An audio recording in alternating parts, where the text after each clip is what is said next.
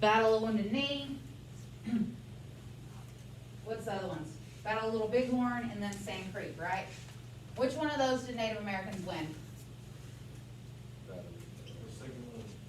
Yeah, the second one. The second one we talked about. Battle of what? Little Bighorn, okay? Also known as Custer's Last Stand. We talked about the Dawes Act and assimilation. We did that bell ringer yesterday, right? Good. So everybody should understand assimilation. We talked about what was sacred to the Native Americans, what was sacred to them. Buffalo. What else we talked about? We talked about why settlers came to the West. 2 specific reasons. What act?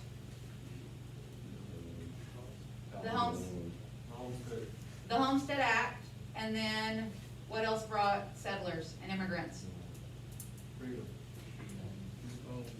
Gold, besides freedom. Yeah, freedom brought everybody, but gold, okay? Is there anything else that we talked about that I didn't cover just now? No? Okay, all right, so we're gonna get through this pretty quickly. A lot of this is just for your information. You don't need to write it down unless I tell you to. Okay, so cattle starts to become a big business at this time. We know that we're moving over here to raise cattle and grow crops and all that stuff because this is growing, right? More people requires what? More food. Okay, so ranching became increasingly profitable. Texas Rangers learned how to handle the Texas Longhorns from Mexican Rangers. We got a lot of vocabulary from Mexican vaqueros. This is a list. We're not going to go over it. Okay? This right here. This is showing you, I'm hitting the wrong buttons, my bad. This is showing you some cattle drives, okay? Or well, you take them on a cattle drive, it's a trail, leading up here to the railroad. These little dots are railheads. That's like the train station, okay? So we don't have very many railroads at this point in time, but we know that's the only way to get our product to where it needs to go. So all the cattle was being raised down here, and then they would hit the trail, put it on the train, and ship it over here to Chicago, all right? The Chisholm Trail. That is not one of your vocabulary words. I should have put it on there. That's a popular trail that you need to know. So, the growing demand for beef. The reason why I wanted y'all to watch that video and pay attention to what the immigrants were saying is because of urbanization. Urban means what? Country or city? City. Okay, urbanization is happening over here. Lots of immigrants are coming in, right? Because America is land of the free, it's opportunities, it's a place to get money, to do whatever you want to do, because all of these immigrants are living in poverty. You know what poverty is? They're poor. They're starving in their other countries, their home countries. They're being oppressed. There's religious persecution. So they want to come over to America so they can worship the way they want, so they can do what kind of job they want, all the opportunities offered. So, urbanization is happening right now. All of this is growing. So, urbanization and the rise of the railroad was instrumental in the increase of beef consumption. Those two things it's instrumental because we have more people that we need to feed and the railroad can get the food to the people. Okay? We're not going to talk about Chicago. Okay, right here, the Chisholm Trail. Write down Chisholm Trail. You don't have to write down all of this right here. You can just kind of write it like you would write a vocabulary word. Chisholm Trail dash famous cattle drive from Texas to Kansas. Just sum it up, okay? So, Abilene, Kansas became famous for being a place where the Chisholm Trail met the railroads. Tens of thousands of cattle came from Texas through Oklahoma to Abilene via the famous Chisholm Trail. So once in Abilene, the cattle would board rail cars for destinations across the country. So from here to here and then to wherever they needed to go. All right?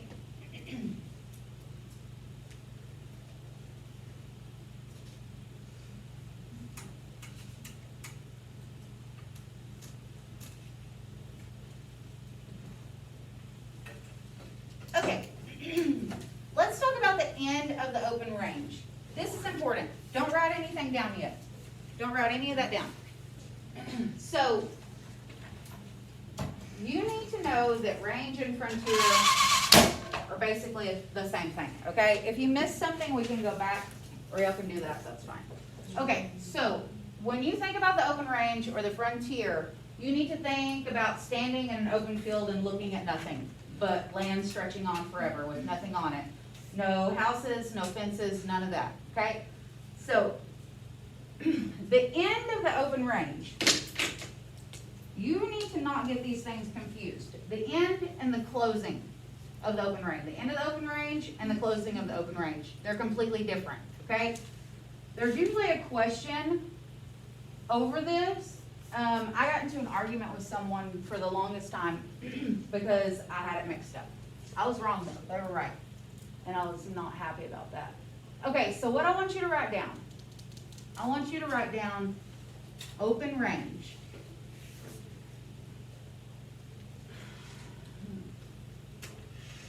And then put frontier out beside it in parentheses, okay? So, open range. Then you need to put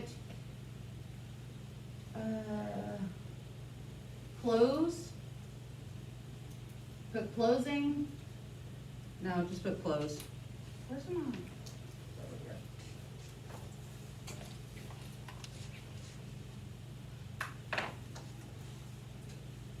Close. Open range. And then leave a little space and put end. Open range. Okay?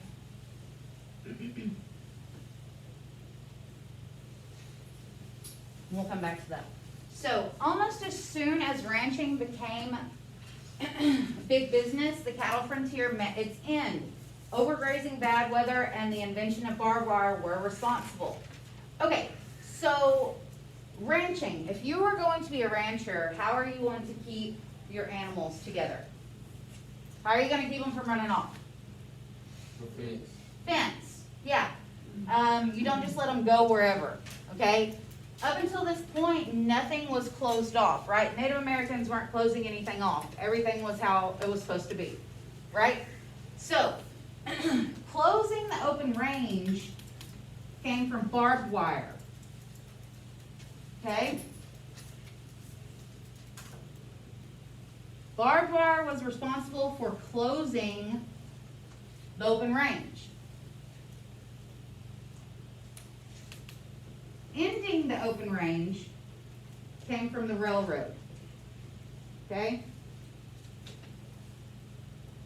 The railroad ends the open range, barbed wire closes it. Think about how a fence closes something off, okay? Don't get these two confused. All right. Let's see. Don't write this down. We've already been over this, okay? Settling on the Great Plains. We know why people settled the Great Plains.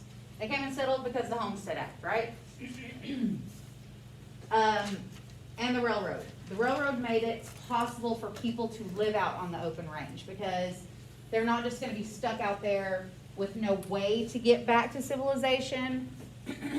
And they're going to need to be able to go different places, right?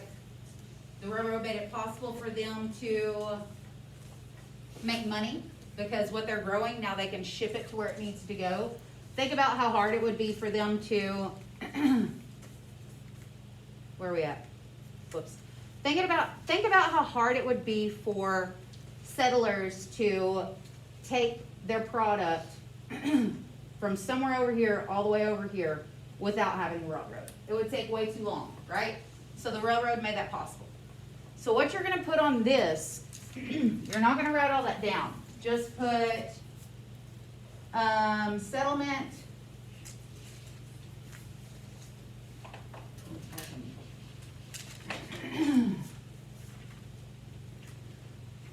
Settlement made possible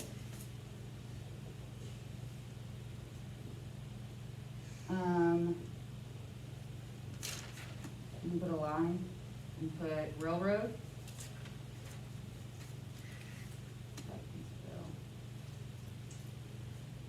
And Homestead Act.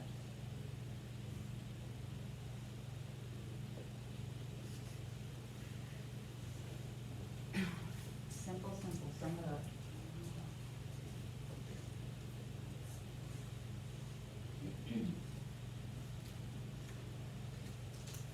Okay, the Transcontinental Railroad, it was completed in 1868.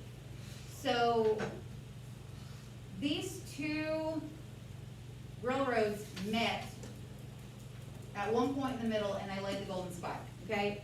The Central Pacific and the Union Pacific both came together in Utah and laid a Golden Spike. All right, exodusters. This should have been one of your vocabulary words. I was unaware that I left it out. So, exodusters, write that down.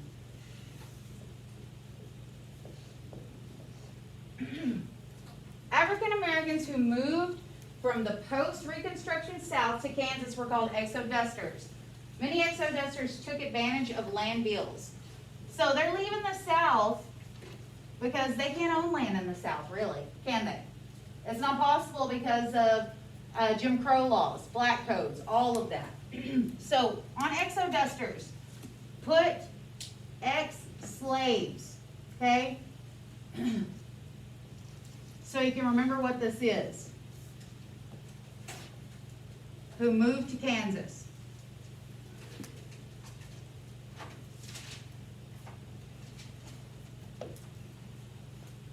Make sure you put that down.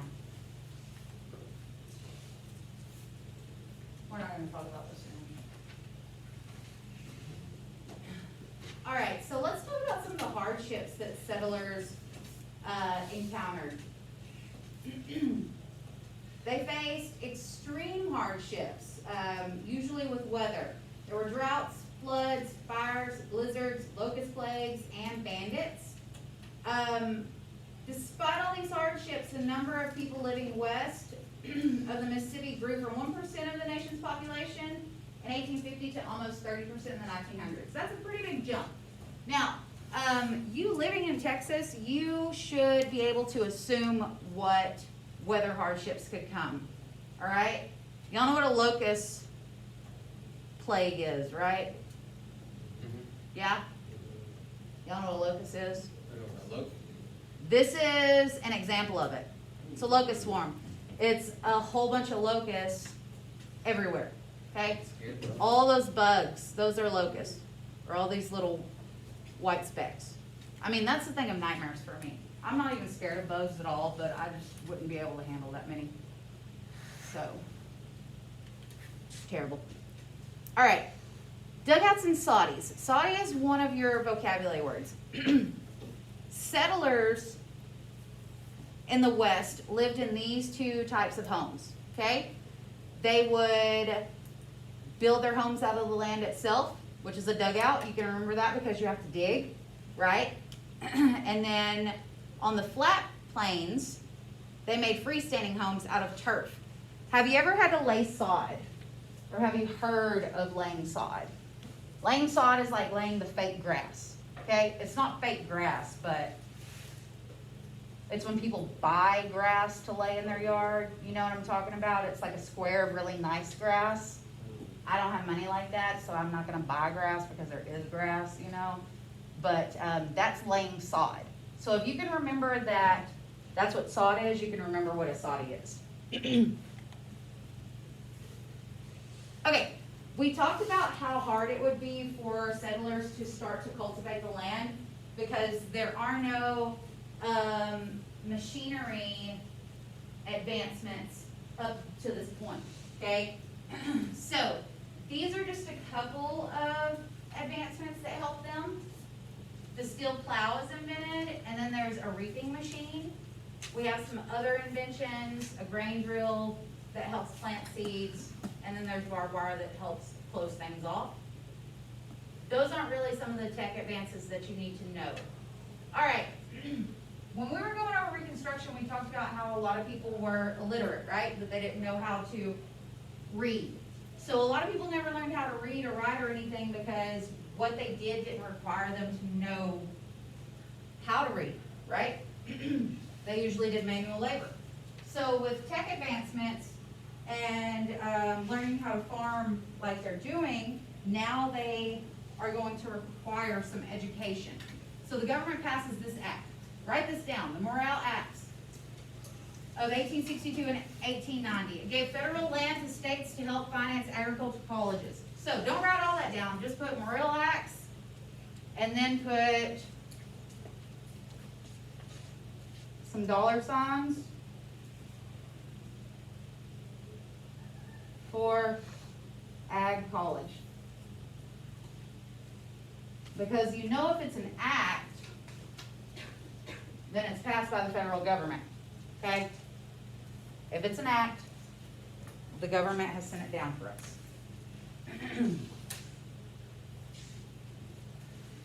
There's no reason for you to write all that down.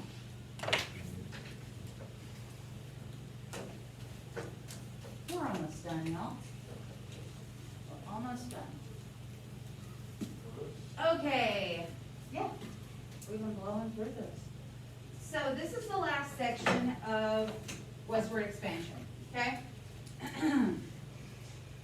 It's talking about the farmers and the populist movement. So what's going on in the late 1800s? We have a lot of farmers struggling. Crop prices were falling. Debt was increasing. Do you guys know what debt is? Yeah? So if you're in debt, what do you owe? You owe money. So most people are in debt because they either owe money on their houses, their cars, you know, whatever. If you have a loan, you're in debt. Okay? Being in debt isn't necessarily bad. It's just something that it is. If you have bad credit, that's bad. But we'll learn about credit when we hit the 20s, okay? So, mortgages were being foreclosed by banks. If you have a mortgage, it's a home loan, okay? A mortgage is like rent, but you're not renting a house, you're buying a house. If you cannot pay your mortgage, the bank will come take your home back. It's like when you can't pay your car note, they repo your car, right? Well, if you can't pay your house payment, then the bank will foreclose your house, okay? So, between 1867 and 1887, the price of a bushel of wheat fell from $2 to 68 cents. Railroads conspired to keep transport costs artificially high, and farmers got caught in a cycle of debt. So let's talk about this for a second. If there's only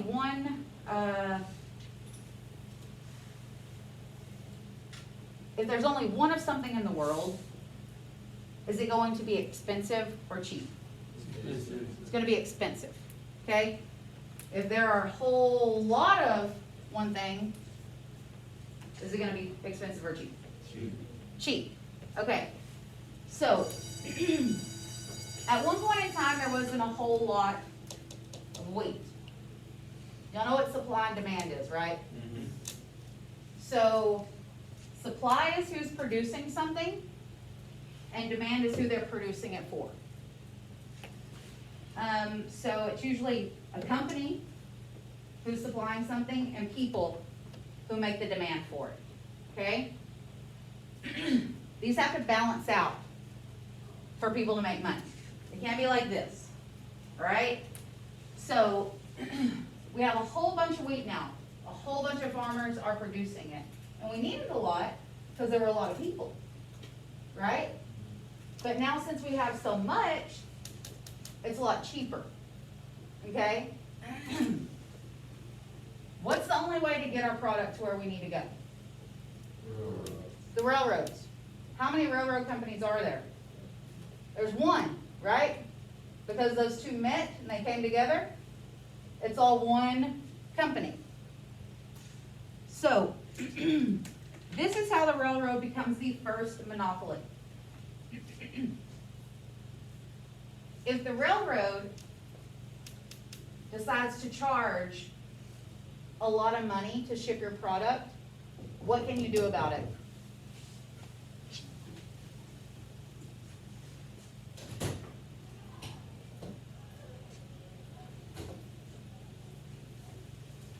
Hi, you in this class? I got my schedule for schedule, which I used in that for something she put me in. Where were you? I was in Coach Beth's class, Okay, all right, sit down somewhere at the back, you can just listen until I'm finished, I'm almost finished. Yeah, hurry up, okay. So, all right, sorry, I lost my spot. Okay, so with supply and demand falling like this, and the farmer's not making as much money, do you think that the railroad should lower their prices? It would help, right? So, if the railroad's not gonna lower their prices, can they go to a different railroad? No, this is the only option. Since this is the only option, can the railroad charge whatever they want? Yeah, because no matter what they charge, the farmers are still gonna have to pay that to ship their product, right? Because the farmers aren't gonna make anything at all if they can't get their product to where it needs to go. All right? That's a monopoly. The railroad is a monopoly because there is no other competition. If you have Verizon and they up their prices by $100, what can you do? You can go to Sprint, right? You can go to AT&T. You have options. There's no other option for this, okay? So because the railroad is going to keep their prices high, it just puts farmers in debt. What do you go get if you don't have enough money to pay a bill? You go get a loan. If you get a loan, what do you have to pay back? Okay, so if you get $1,000 loan, okay, I don't do math, so don't look at my numbers, they're not gonna be correct. This is just an example. You get $1,000 loan, okay? How much are you paying each month to pay that off in 12 months? What is that? Can somebody do that math for me? Yeah, of course. Anyways, so you're gonna get this $1,000 loan and you have it over 12 months, okay? When somebody gives you a loan, well, we'll just do this. You get a $1,000 loan, you pay X amount for 12 months. That's what you have to pay back. But there's this little thing called interest. Have you ever heard of interest? Interest is money added to this, okay? If you have good credit, it'll be like 2% interest, okay? So let's say 2% interest adds, I don't know, $20. So your total loan is really gonna be $1,020. That's what you have to pay back. You're giving them $20 extra because they were nice enough to give you the money, okay? Now let's say you have bad credit, and we're gonna get into credit and what it is in the 20s. So let's say you have bad credit, so your interest is, I don't know, we'll say 18%. 18% interest. So instead of you paying $1,000 back, you're gonna be paying like $1,800 back, okay? So this is the loan you took out, but you're paying an extra $800 because of the interest for borrowing that money, okay? So that's called getting further into debt. The farmers are running out of money, right? So they're just getting more and more and more loans so they can pay for their mortgages, so they can pay for anything else they need. And that's how you get caught in that cycle of debt, because are they gonna be able to pay it all off when they're not breaking even? No, they're not. Is that the, what time is it? Y'all know? All right, plenty of time. Do you understand what I'm trying to say? I'm getting lost. Okay, moving along. All right, don't write any of this down. So, because of what the railroad is doing to farmers, they start to create organizations to fight against what's happening. All right, have y'all already gone over this in Beth's class? Where y'all at? I'm not really sure. We've talked about it. Okay, all right. So, they're trying to organize for a change because they're tired of what the railroad's doing to them, okay? So, in 1867, they started the Patrons of Husbandry, all right? This is an organization for farmers that became known as the Grange. By 1870, the Grange spent most of their time fighting the railroads, and soon the Grange and other farmer alliances numbered over 4 million members. So, these are all just organizations. So what I want you to write, put farmers alliances.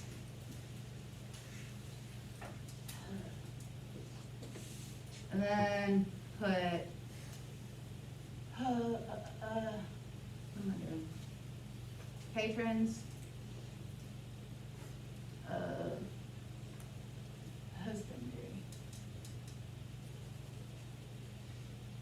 And then put the Grange.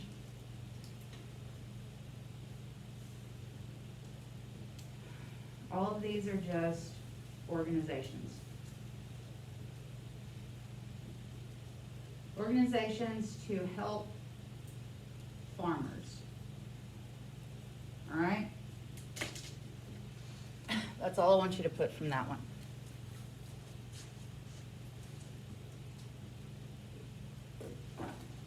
We're almost done.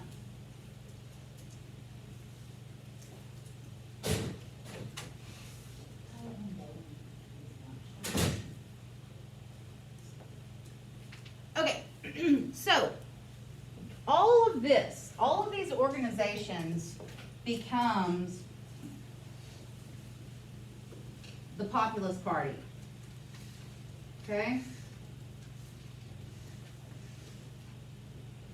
The Populist Party is also known as the People's Party. Excuse me. When you see these, you need to think of the farmers. Okay?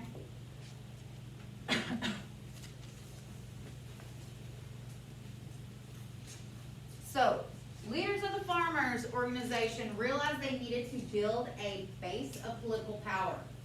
Populism, this is the movement of the people. It was born in 1892. It became the Populist Party, People's Party, populism. This will fail eventually, but it sets the foundation for progressivism. We'll talk about progressivism when we get to the progressive era. What word do you hear when I say progressive? Progress. Progress. When you progress, are you moving forward? Yes. Okay, so progressivism will bring the civil rights movement. It will bring women's rights, all kinds of stuff. Positive things. Making life better for people. Okay? And that's what populism brings later on. All right. Don't write that. Don't write that. So, reform. Populist reforms. You're going to hear me say the word reform so many times when we get to the progressive era. So you need to know what it is. So, reform means change for better. Okay? Change for better. I'm going to erase all this. You done with it? Hope so. If not, I can write it later. So over to the side of your notes, on the side of the page, or you can write in the middle, wherever you want to write it. I want you to write economy, political, put economic, political and social. This is how you divide up most of the things that we talked about in this class. I should have did this the first day, or Monday. Economic, political, social. When you see these, economic, you need to think money. You see political, you need to think government. You see social, you need to think people. Okay? If you remember these, it'll help you figure stuff out. So, the populist reforms.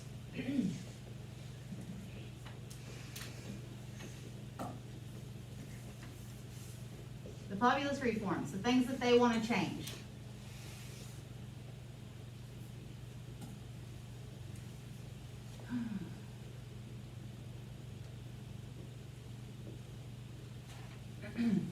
Economic reforms and political reforms. Their economic reforms are going to have to do with money, all right? So they want an increase of money and supply, a rise in crop prices and lower taxes. And they also want loan programs, federal loan programs. So you can put on economic, what did I say? Put more money supply. Put Fed loans. It's federal, it's coming from the government. Low taxes. And then what was the last one? Rising crop prices.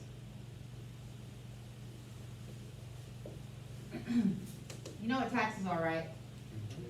You gotta pay them. Political reforms, they want direct election of senators, single terms for presidents.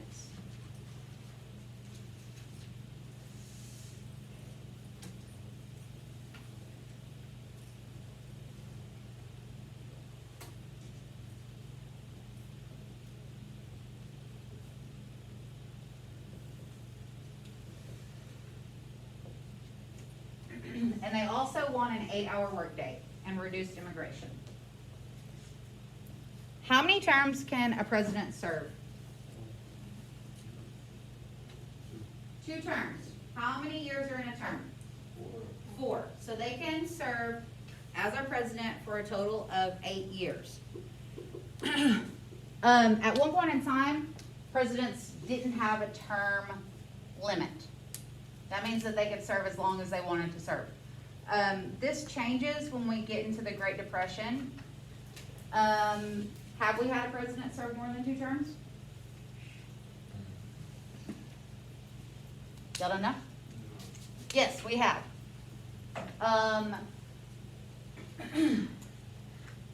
Teddy Roosevelt served more than 2 terms, okay? Not Teddy Roosevelt, FDR. There's 2 Roosevelts, right?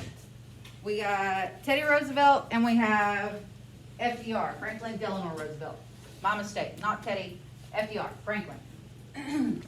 We passed the amendment to change the terms, okay, to make a term limit for a president because of FDR serving more than 2 terms, all right? And we'll get into that. If I start talking about it, we'll get way off topic. All right. So those are the things they want to change. They'll change those for their own benefit. So they begin to make some gains. In the 1892 election, the populist candidate won almost 10% of the vote, which was pretty good. In the West, the party elected 5 senators, 3 governors, and 1,500 state legislatures. This map is just showing the election of 1892, all right, and who won. Do you know anything about presidential elections?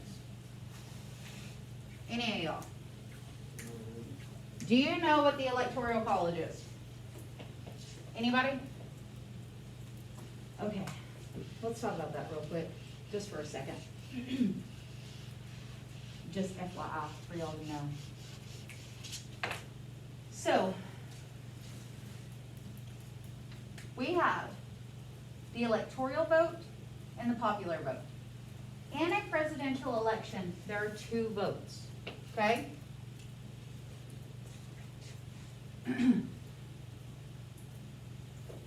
Electoral vote, popular vote.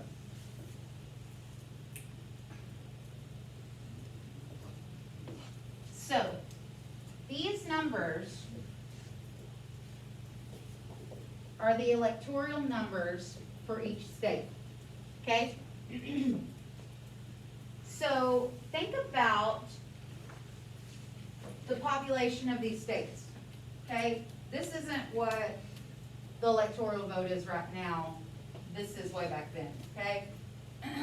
Texas is like 38 now. I don't know the numbers for all the rest of them. But think about how many people live in Texas today. Think about population everywhere, okay? So, each state has an electoral vote counted by, what is it counted by? Representatives, I believe. I believe that's it. Anyways, there are different numbers for each state. What would the popular vote be? What other word starts with pop? Population, okay? The popular vote is the total number of votes, okay? So, which one of these wins the election? The electoral vote or the popular vote?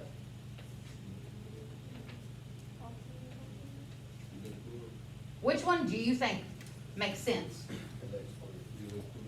Does it make sense for the electoral vote? Okay.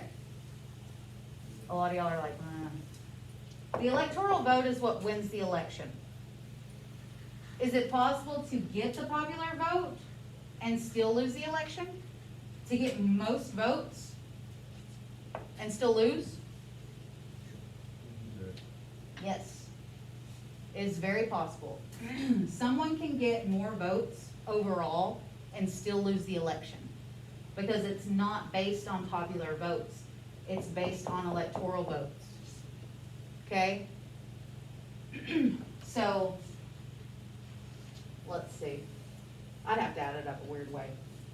I'm not going to do that. But you get what I'm saying. It's possible to get more votes overall and still not win an election because it's based on electoral votes. Who won the popular vote? I think, I'm not for sure, but I feel like Hillary might have won the popular vote in the, was it 2016 election? I think it might have been. I'll have to look it up. It's happened before though. That's what I'm trying to say. This is just for your information, for you to know how our election how our elections work.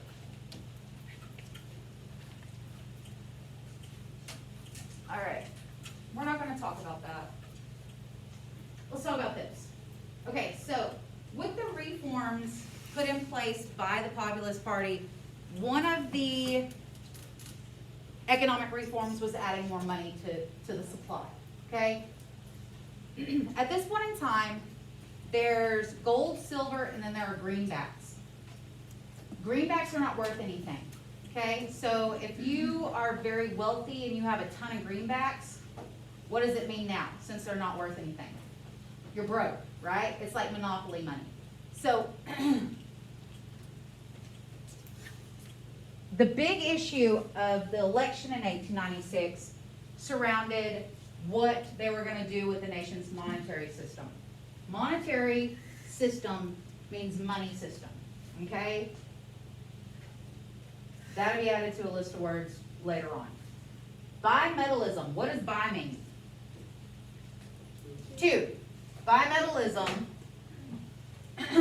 were those who favored using both gold and silver. Okay, the silver standards was they just wanted gold.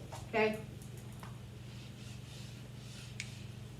William Jennings Bryan, he gave what is called the Cross of Gold speech. He did not favor the gold standard. He favored bimetallism. William Jennings Bryan is going to pop up a lot throughout our timeline, all the way till the 20s, him and William McKinley. So Republicans favored the gold standard and they nominated William McKinley. Democrats favored bimetallism and nominated William Jennings Bryan. So Bryan gave this really famous speech called the Cross of Gold speech. And he said, "You shall not crucify mankind upon a cross of gold."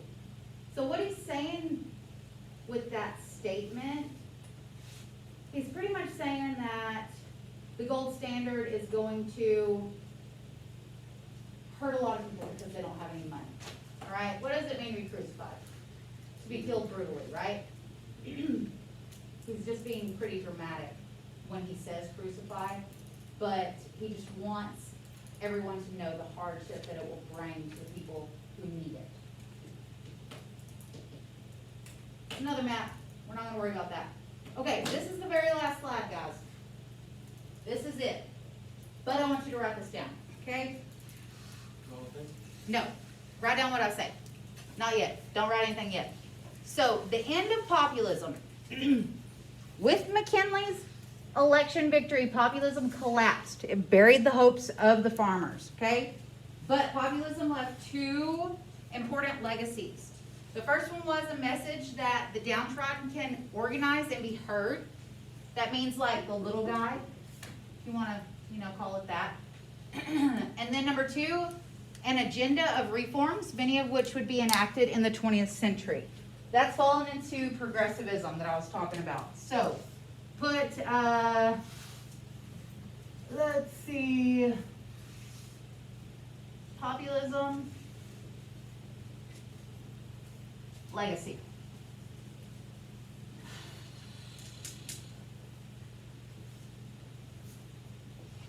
One, put underdog. We know what that means, right? So, underdog, I don't like how that looks. I'll get it together.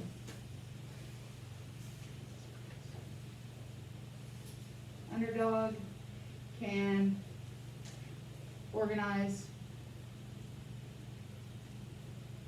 and that's an and sign, if you don't know, and be heard. And then number two,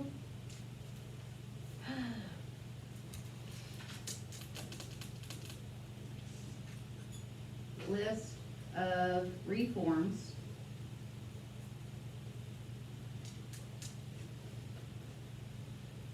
will come